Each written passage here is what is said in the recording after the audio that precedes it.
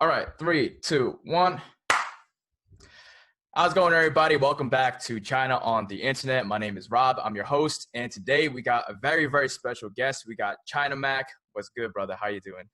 How you doing, brother? I'm doing well, man. A lot of crazy things have happened. Before I even start onto the questions, for those who don't know, China Mac is a hip hop artist. He's from New York City, Chinatown, I believe, right? Yeah. Yeah, he's from Chinatown. Reps Asian Americans, Chinese Americans. He's got a very, very unique story and his encounters in terms of with MC Jin as well as with the police, and then now he's got his own label, Red Money label, and he's been making a lot of records. He just released an EP last year, and now he's doing his thing. So welcome on our show. I just want to start off first and foremost, man. How are you doing? Are you safe? Are you eating well? I'm doing well. I'm safe. I don't know if I'm eating well, but I'm doing good. Doing good, man, and that's good to hear. So, I got a chance to see you a few weeks ago at the Asians for Black Lives march that took place here in New York City. For you, what has been your experience like being down in the front lines with the protesters, with demonstrators? How's that been like for you? Um, it's been I haven't been there out there for like a little bit, but from when I was there, it was like in the beginning, and it was really it was hectic, and it was it was it was something I've seen a lot in my life, but that was like just something that I never seen anything like that. That was kind of crazy, Mm. you know. And because I mean, you were just mentioning like stuff that you've seen in your life. I feel like you have such a very interesting life.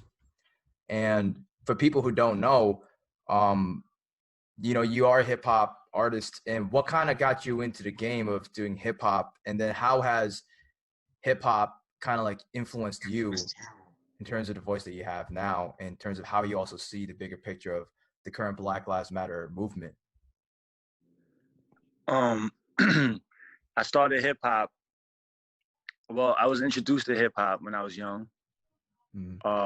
I was at a group home when I was a kid. I was probably like 8 years old, and I've been like hip hop has been a part of my life ever since, consistently.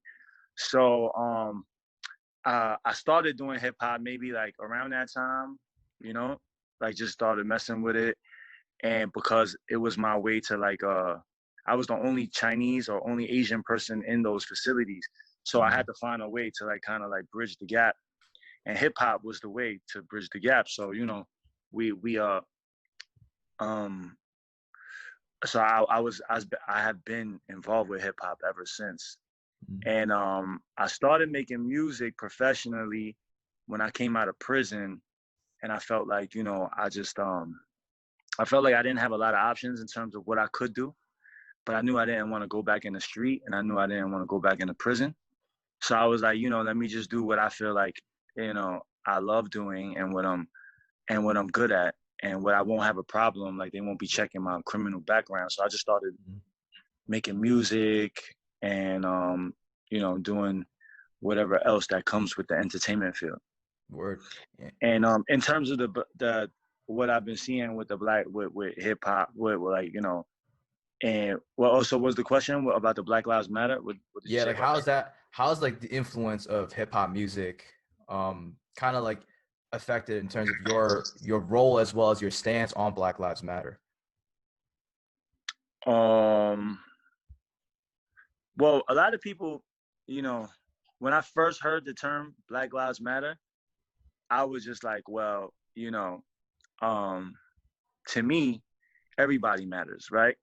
To Mm. me, not just one life matters. But then that I realized that the Black Lives Matter movement, what I see it as, is that yes, we all understand that every life matters and everybody matters, but you know, it's not everybody every day consistently that's getting like mauled down or murdered or anything like that by the police. You know what I'm Mm. saying? Big And facts. it's not Asians, it's not whites, it's not anybody. It's black people. When you go inside of the prison system, You know what I'm saying? Every prison system I've been into, every prison I've been into, 80% of the population is black, right? So, and that's been since I was a kid, right? So looking at that, I always knew that we had a racist, government, we had a racist system that kind of like, targets, certain people, right? And being involved with hip hop, I realized the good, like early. I seen that, black people weren't what was said or what was, or what I've heard, you know what I'm saying? And I saw that black people were just people. We were just different, like me growing up, how I grew up, and somebody else growing up totally differently is just different. But at the end of the day, that doesn't mean that they deserve to be targeted or deserve to be killed or deserve to be anything that we wouldn't want for ourselves, right? And as an Asian American, it's my experience that a lot of Asians just really they don't really relate to the struggle of a black person. You know what I'm saying? They don't really understand, like, and how could they understand? How could somebody that has never been, within that, like, you can't understand, right? So you look at it like, oh, it's so you can just, you can just be quiet, or you can just, when the police pull you over, you can just, but you can't. I feel like a lot of us don't understand the frustration that these people have been going through for generations, man. Like, for generations, hundreds of years, right? at this point. And it's and I think it's very important that people start understanding that everybody matters and Black lives matter too. And I feel like that is a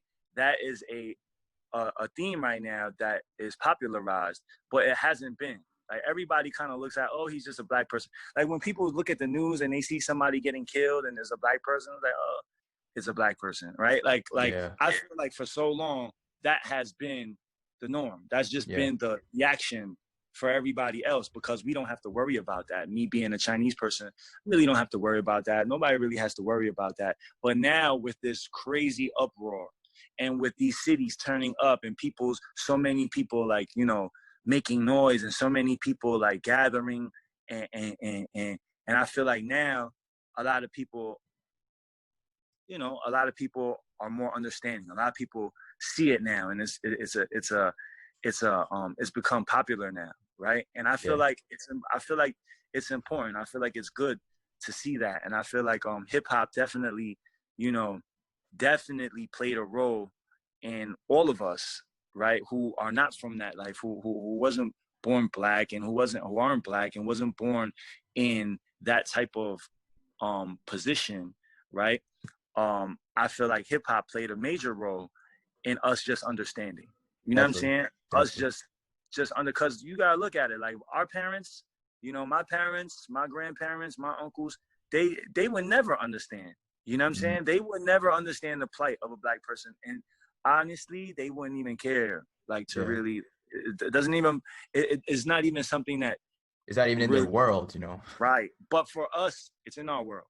It is. Because because we are younger, right? We're a different generation, and in our generation, we have actually had more interactions with Black people, and hip hop has made that, has definitely played a huge part in that. You know what I'm saying? Because if you listen to the music, and if you listen to hip hop, then chances are you're also gonna start developing certain views and certain standpoints of those type of situations. So that's definitely. how I feel. No, definitely. I think a lot of my my perspectives in education didn't come from school. Like, school, they only teach you certain things, and it's from what society has taught us. Christopher Columbus discovered America, things like that. But the shit that they don't teach you is the stuff that's in hip hop music, the stuff that we talk about with police brutality, things like the capitalist society. That's all that is talked about in hip hop. And kind of like you, like, even though, like, I never, I didn't grow up in like a predominantly Black neighborhood, but listening to the music, it's kind of like I got an understanding, not like a full understanding, because no matter what, I'm not black, so I would never know what it's like to be a black person, like walking around in America. I could only get a piece of what that narrative is and that understanding through their music. But for you, I feel like you're a little bit, it hits a little closer for you too, because yes, like you grew up here in New York, like yeah, you grew up in Chinatown, you got hip hop too, but also like you've been through the prison system, like you've seen how this was like, and um, now we hear people talking about things like defund the police or abolish police, right? And a lot of it talks about, and we're trying to get people are talking about Occupy City Hall, like to cut off $1 billion from our New York NYPD. So, and they have until tomorrow to kind of decide all that. How has that kind of affected your perspective? First of all, what do you think about people saying stuff like, abolish police or defund the police, like in your perspective? I don't know what that would do. What would that do? What was it? Well, so if you defund the police, and what does that mean? You just no more police? Is that what that means? So the actual terminology is like they say defund the police, but what it is to reallocate money.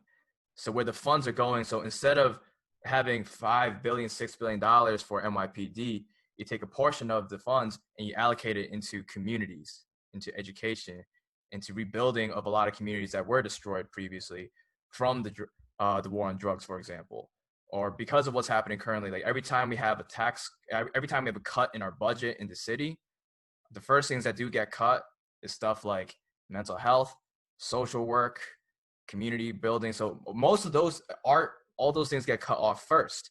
And instead, a lot of the money gets allocated more into militarization, into police. So that's kind of what they're doing right now. But do you have like a perspective on that, or is that something that you're not quite sure of right now in terms of how the situation would be like? I mean, it makes sense in terms of like putting more money into the communities, and yeah, it definitely makes sense to allocate more money towards the communities, allocate more money towards education, allocate more money towards but I, I don't know if that's gonna happen. I doubt it's gonna happen. I doubt it's gonna happen. It sounds good, but I doubt it's gonna happen. And in terms of no police, like is that meaning like we're just like there's still gonna be police? People are still like are people saying we don't want police at all? That's the interesting question, because you have people who say just abolish the police. Like we don't need police because originally police was created to literally just arrest black people and just to put them into jail so they could work. So there's some Right. people who say just completely abolish it. There's some people who say, no, we need police. If anything, because of what's happening now, we need to up the police count. And then you have Right. people who are saying, well, instead of allocating a lot of the money into police, let's just take out some of that money and put it into infrastructure, into our own community. And then Right. you have people who are also saying that, well, fundamentally, the police system and how, for example, training is all wrong. And I've done some research where you put like the police officers, you spend over 50 hours learning how to shoot a gun and learning combat, but you only spend about 8 hours learning de-escalation. Hmm. So when you're doing your usual patrol and your runs, right? Yeah, that's the difference in terms of like how much knowledge that you're learning through de-escalating a situation and being in contact with the community versus stuff like, oh, I'm gonna go learn how to shoot a gun like really, really well. And yes, that is important because police are going into a lot of dangerous situations, right? So I do understand the need for that. But then the problem comes in when you have police officers responding to the most simplest things. Like if there's a mental health call, it's the Right. police who show up first, right? But Right. it's not like it's the police's job to handle somebody who is mentally distressed.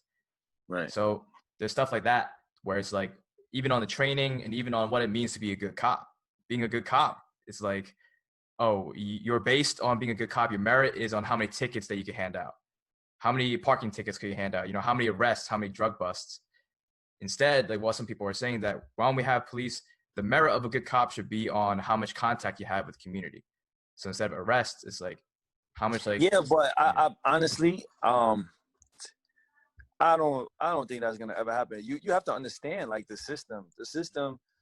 In order to change this, you're gonna really have to like, change the system. Yeah, it's right? a whole thing. That's what a Right. lot of It's people the talk whole about. thing. So if you look at it like, prisons in America are business, Yes. right? Yeah. Prisons in America are big dollars, big money. You have big corporations involved. You have like so much, prison is a business. It is. So if it's a business, that means they constantly need new people. Hello? Oh yeah, yeah.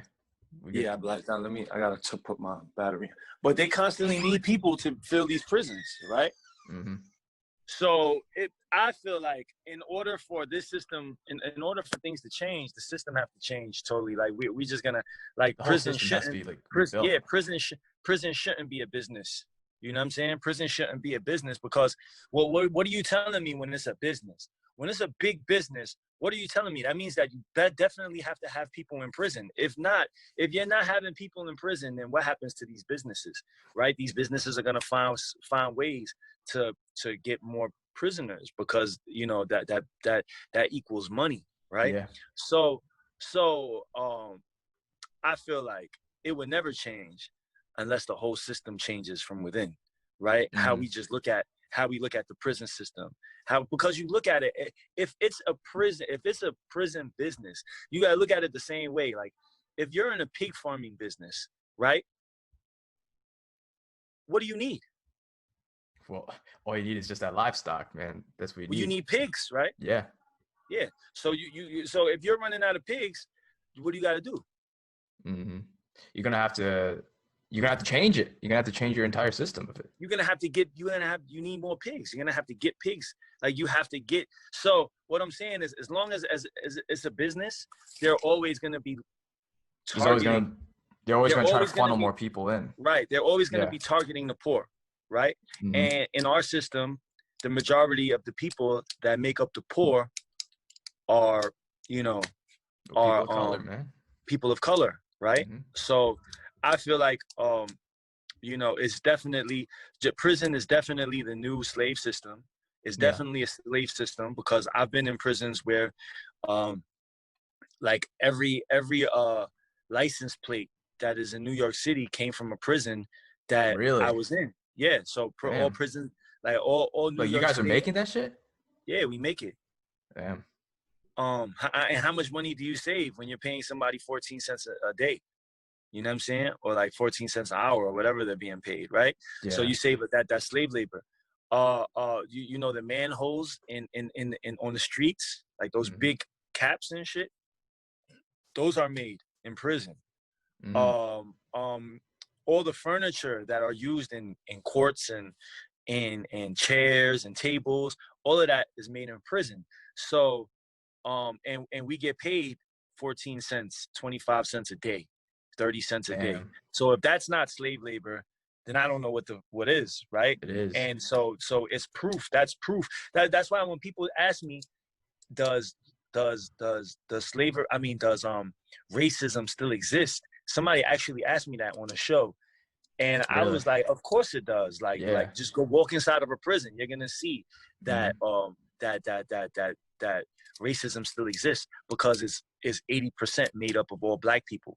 You know what I'm saying? So it's like, as long as we understand that, then we have to understand that, certain ways to change what's going on is the system has to change from within, from Yeah. just how they from years and years and years of, you got to understand all those laws that are still in effect. Though a lot of these laws were made like, back in the days, right? Yeah. So Like they're still 1900s, 1800s. right. So it's like a lot of these things have to be changed from within. And I don't know if, defunding the police or like, saying we don't need the police at all will actually help the matter. You know what I'm saying? Especially at this particular point, Yeah. because things are getting wild, things are getting wild. And if you remove all police presence, I don't know what would happen.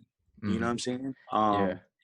I don't know what would happen, right? You're looking at it deeper. It seems like you're looking at it on a way bigger macro level, which is more than just police. You're looking at it like the whole justice system.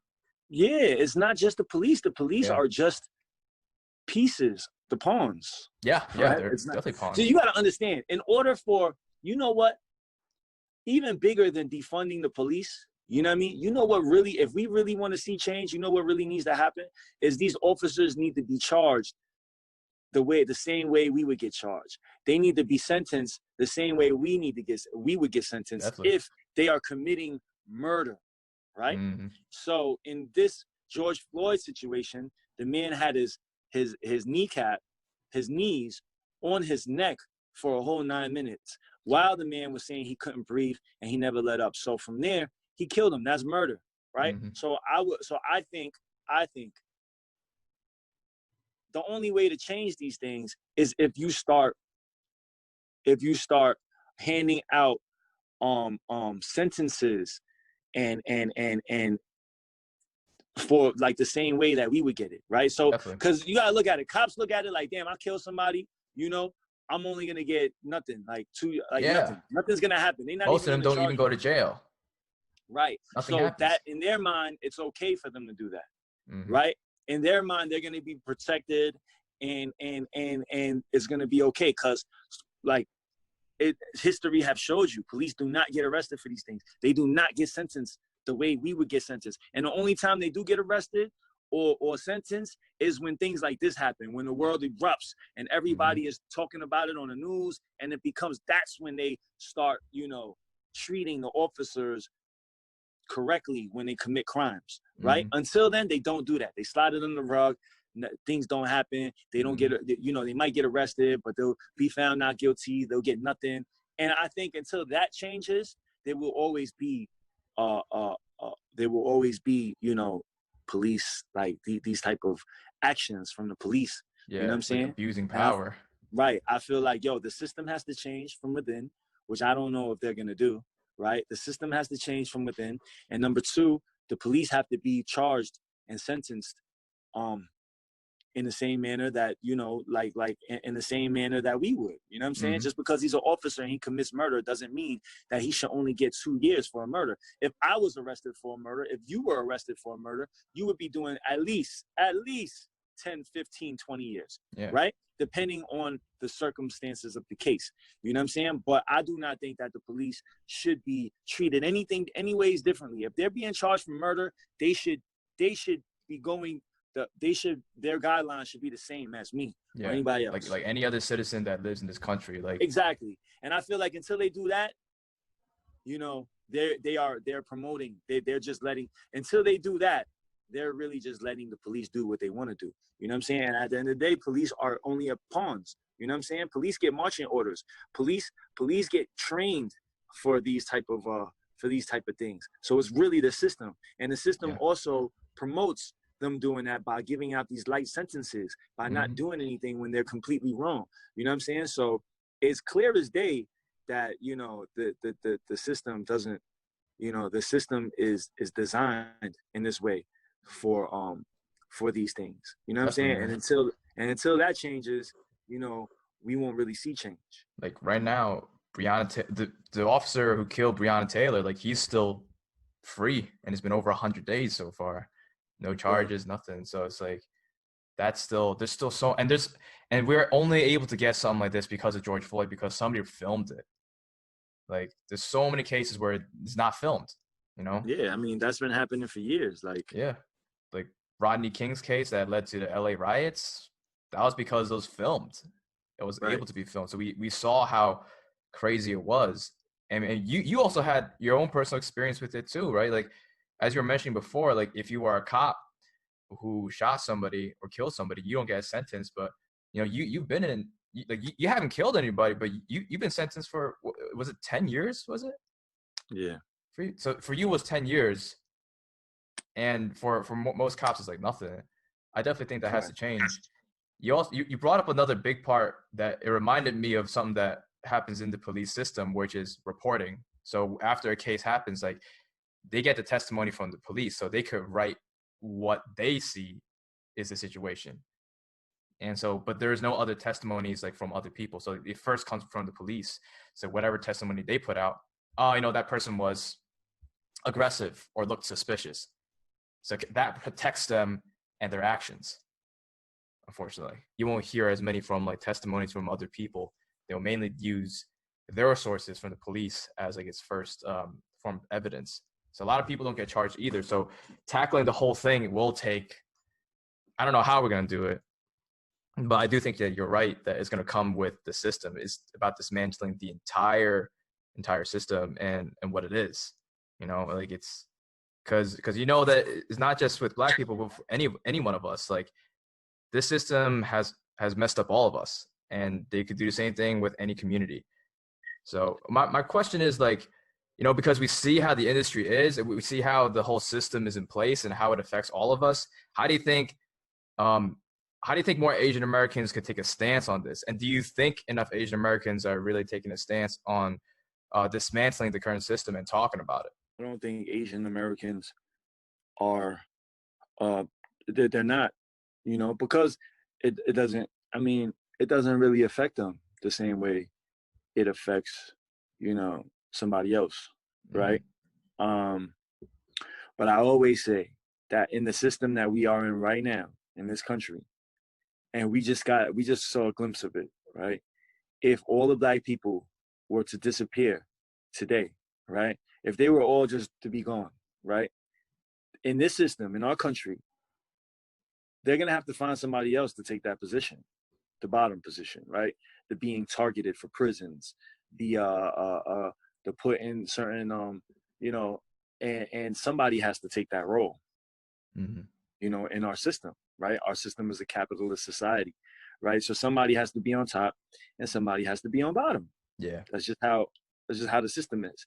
So if in this system all Black people were, let's just say they just all disappeared, somebody would take that bottom, right? If you look at it back in the days, you know, they had all types of different people on that bottom. Back in Mm-hmm. the days, they treated when the Irish came in or when anybody came in, they were always like, they were on the bottom, right? Mm-hmm. And then but so in this society, right, somebody has to be on the bottom.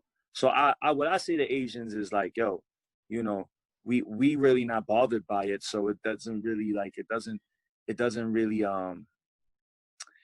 it doesn't really register the same Yeah. way it would do for anybody else to Asians. We just not really affected by it like that. You know what I'm saying? So what I would say to Asians is that we have to understand that we have to understand that in the system that we are in at any moment, you know, we could also be in that position. And we just seen a Mm-hmm. piece of it. Like look at with the Yeah. coronavirus, right? 100%. Asians were public enemy number one for a little bit. We were in the Yeah. hot seat. And who's to say if things were to keep on going, if we were to go to war with China right now, right? How would our country treat us? Mm-hmm. If China and America were to go in a full on war, crazy war, how would they treat us? Would they treat Yeah. us the same? Would they treat us the same as a white person or as anybody else? Or would treatments to us change? You know what I'm saying? Could that happen? Could we become the people that are like, the people that are targeted? Could we become that? And I say, yes, we could definitely become that.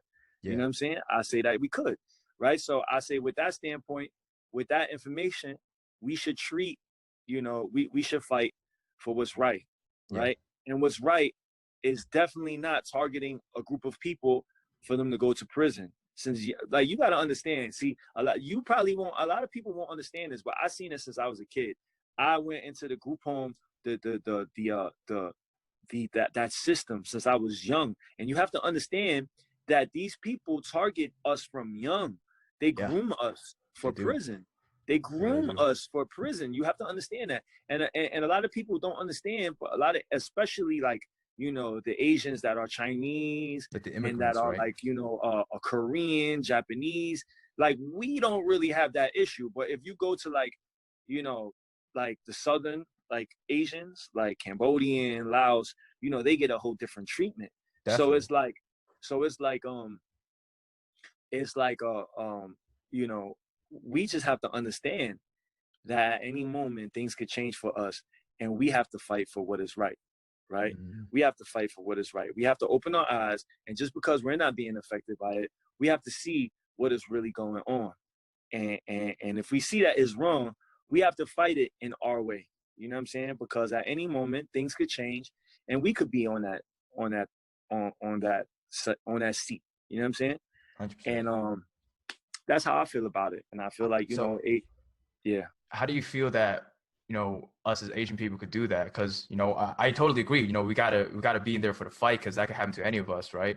Right. So, and you were mentioning how we gotta use our way of fighting. We gotta use our method of doing that. How do you feel like we could mobilize more Asian people to stand? It's cool to have just Asians marching or do fighting, but it'd be so much powerful like right now if we had everybody fighting. So Yeah. just as much as we would want people to fight for us, I say right now it is time for us to show, that we are willing to fight too. And a lot of us, you have to understand, a lot of Black people they don't have. This is what I've learned. A lot of Black people within these Black communities, they do not have like relationships with Asian people. They do not have, a lot of them do not have relationships outside of the Chinese restaurant with Asian people. They don't. It's Like the if you same thing go with into the Asian people hoods, too. huh? A lot of our people in our community don't have a lot of interactions or relationships with Exactly. people in the So other now side. when you go into a Black community, right? You go into a Black community, these people don't have, a lot of them, they don't have relationships with, they don't have interaction with Asian people, except for in the stores. And when you go into the stores, a lot of times it's hostile. I mean, a Very. lot of stores, they just like, buy what you want, get out. Yeah. You know what I'm saying? Like it's just this attitude that the Asians have. And I feel like people also have to understand how, you know, the plight of the Asian people, right? We come into this country, a lot of people come into these countries, come into this country, and they're just trying to get money. They're just trying to make money to bring their family to a place where, there's more freedom in their eyes, which is America. You know what I'm Yeah. saying? So, they're in there and they don't know these communities. And so I think it's just, but if you look at it from a Black standpoint, all their interaction is just with the people at the store, and it Yeah. feels like that is just a business relationship. They only want money from us, right? And this Yeah. is how they feel. I spoke to a bunch of them, and this is how they feel. You guys Hmm. only just come in here and just get our money, right? Yeah. And after Those that, it's facts. Yeah. over, right? So you guys are not there at the basketball games. You guys are not returning money back. Like you guys aren't like donating to like for the kids for things like that. You guys are not a part of the community. You guys are just coming into the community, making money and leaving to your other community, Yeah. right? So with that being said, this is the mindset of a lot of the Black people in the community. So now I'm not saying there's anything wrong with getting your money, going into any community and getting your money. But I feel like whoever is getting money off of whatever, especially if it's a community that is broken, a community that is suffering, if you're going to go in that community and make money off of the community, I feel like it's only right that you give back to the community. You know what I'm saying? And you help the community become better. You know what I'm Big saying? facts. And it's just a show of, hey, we're here with you guys too. You know what I'm Hmm. saying? And I'm not saying that Chinese restaurants and certain people aren't doing that. You know what I'm saying? They, I know some are, but the majority aren't, Yeah. right? But the majority aren't. And I feel Do you like think it's a with that, generational gap because of that? yeah, but are young people opening Chinese stores? Nah, most of them aren't. I mean, Yeah, you get a few people opening up like, but not like the hood Chinese restaurants. no, no, not like Right. the takeouts, not none of that. Right. This is what I'm saying. So when you Yeah. go into these takeouts, who are these people? They are people not like me and you. They're people straight from China, straight from these places. They're not, you know what I'm saying? Like they barely speak English unless you got some of these people that's been here for 10, 20 years already. That's different. Hmm. But a lot of these times, these people don't even speak English. They're just there to cook and make their money and go. You know what I'm Yeah. saying? But when you look at that with the Black, if you look at a person that's Black and they're how they see it is like, yo, you know, y'all just come and take our money, right? Like, you Hmm. know what I'm saying? So now it's like, I think that because of that, we should make our first step to show everybody else that, hey, I know things have been this way and I know, but it's generational. You know what I'm saying? So now the youth, the younger, we are a part of this fight, right? Yeah. And we're going to fight for the people, right? And I feel like it's very important for us to make that first Like that gesture. step to build those connections again. Right. Right. It's I not feel like like it it's was like important. never around. Like, Asian people, Black people have worked together in the past, but definitely Right. as a huge wave of new immigrants coming in and opening up, these Chinese restaurants in the hood, like there is not that dialogue. There's no communication. You don't even speak the same language, Right. There's none of that. So I feel like, and there's nothing wrong with it, but it's just that we got to take the steps to fix, like, we just got to take the steps to kind of like, show that it's not the same. You know what I'm saying? Because we're Americans. Like, I grew up in America, right? Yeah. And I'm an American. So it's like, yes, I'm an Asian, but I'm an American.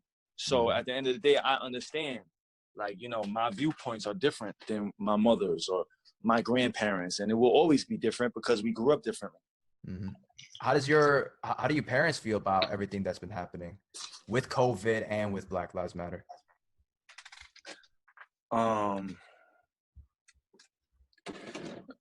My parents are,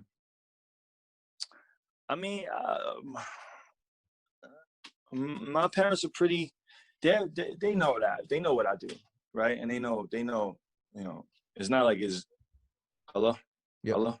Yep. Yeah, they know my stances. They know what I do. So they're just hoping that I just, stay out of trouble and stuff. That makes sense, man.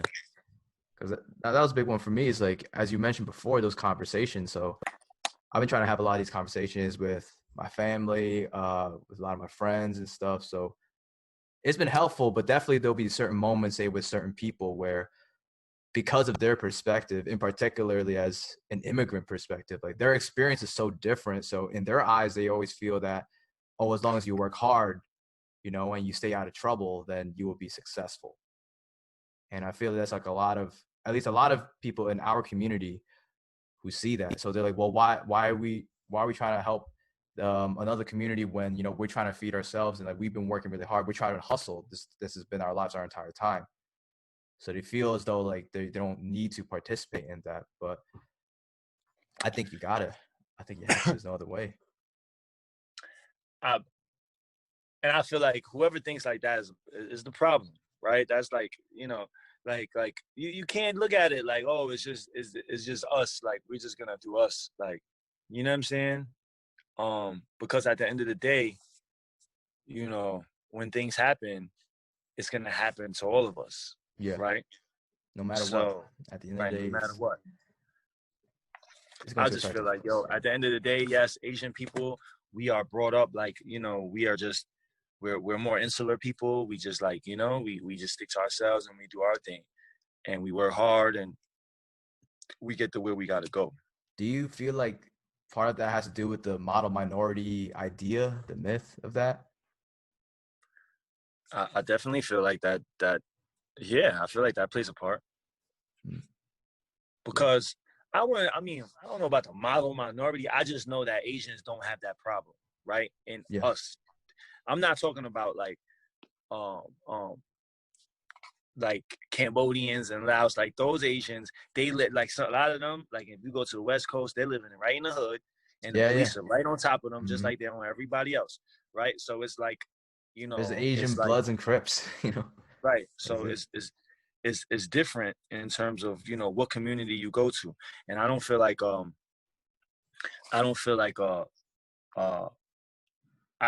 we're better than anybody else, right? I feel like we should also, stand with the people, and we should also, fight for what is right, even though it doesn't affect you. You know what I'm saying? Because what happens when it does affect you, right? Yes, we just went through the COVID-19, and like a lot of people were attacking Asian people, and like, so it would have been really cool if we had like something like that happen and other people stood with us. And if it was as bad, and what we went through is nothing compared to what the Black people are going through, right? Like nothing compared to, not even close, right? So if we was in that position, we would want people to stand with us too. You know what I'm saying? We would, right? Like, if we was in that position, we would want the people to be like, yo, we stand with y'all too. And we would welcome that. So why can't we look at it like, damn, you know what I'm saying? If we was in that position, we would want help. Let's help them too. Let's fight for them too. You know what I'm saying? And I think that opens up that now when you see that, it opens it up, and it's like, damn, you know. And I feel like that's important. 100% with you on that. Kind of want to circle back with what you said before of how you say, like, you know, how you give the example of Chinese restaurants opening up in certain areas and they just, you know, take the money and they just like leave, right? And you feel like more, you know, businesses should do the same, where it's like, hey, like if you have benefited from this community, from this land, from this culture, then you should find ways to give back, you know, participate. Do you feel like there's, but I see the same thing happening with like Asian rappers, for example. Like, you know, in the past couple of years, we've seen a surge and a huge popularity with like Asian rap and Asian rappers. But at least how I see, I don't think enough of them are really taking a stance on Black Lives Matter too. Are you seeing the same thing, or do you think more, say, like Asian hip hop heads, like rappers, just speak up about that, or do you think that they are? Um, I'm not sure if they are or not. I'm not sure, Mm. but I definitely don't think they're doing it enough. Yeah, because Uh, I've had conversations with like Bohan Phoenix about that. Who we also saw at like the rally at the march a few weeks ago.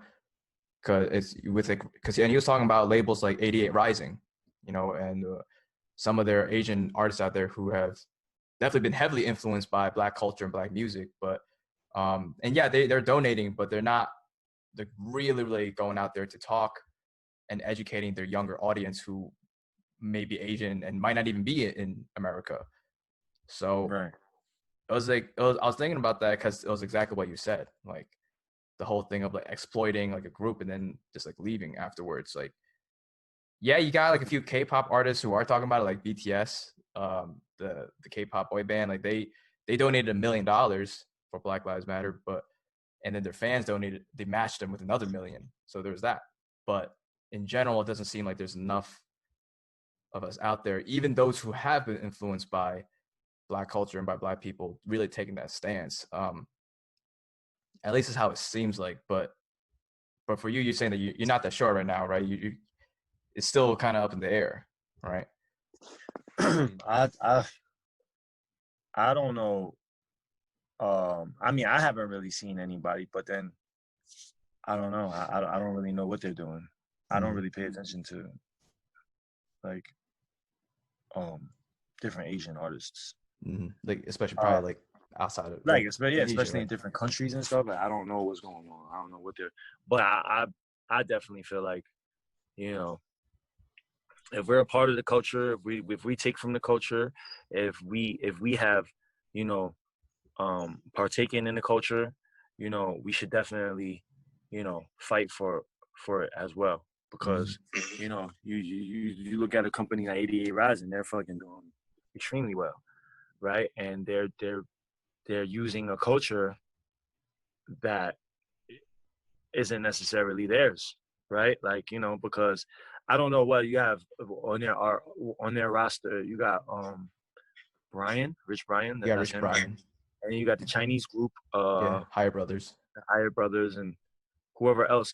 And they're those people are not, they're not even from America, right? yeah, So they're not even from America, but they're partaking in the culture that is a Black culture, is this American culture. And I feel like if they're doing that, they should definitely stand more with it. And I mean, donating money is good.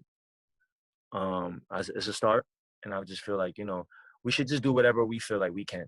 You know what I'm yeah, saying? Everybody, and we should have more conversations about this to just teach the younger generation, and, you know, about this. definitely, man. Couldn't agree more, man. Is there? Oh, whoa, can't see you. Oh, there we go. We're good. We're good. Oh shoot, it's already like an hour. Damn. Yeah. Okay. Well, it's we're probably out of time. But man, is there? I do have just, I guess, just one final question. Then, you know, for everybody else who's like watching out there, because we will be posting the full thing out there. Is there anything that you want to say to people who've been listening to either on our podcast or on your platform? Any parting words of wisdom, my friend? Uh, yeah, just do the right thing, man. You know, just do the right thing. Do the right thing, And, Spike Lee. yeah, just do the right thing, man. Like, like everything isn't about just what's happening to you. You should look at it and be like, damn, what's right is right, what's wrong is wrong. When I saw George Floyd, when I saw that video, I didn't see a black person. You know what I'm saying? I saw a person that was being killed, and I saw, and it hurt. You know what I'm saying? Like, it definitely hurt. And I feel like we should not look at these things like, oh, that's not happening to us. You know what I'm saying? So why should I fight for it?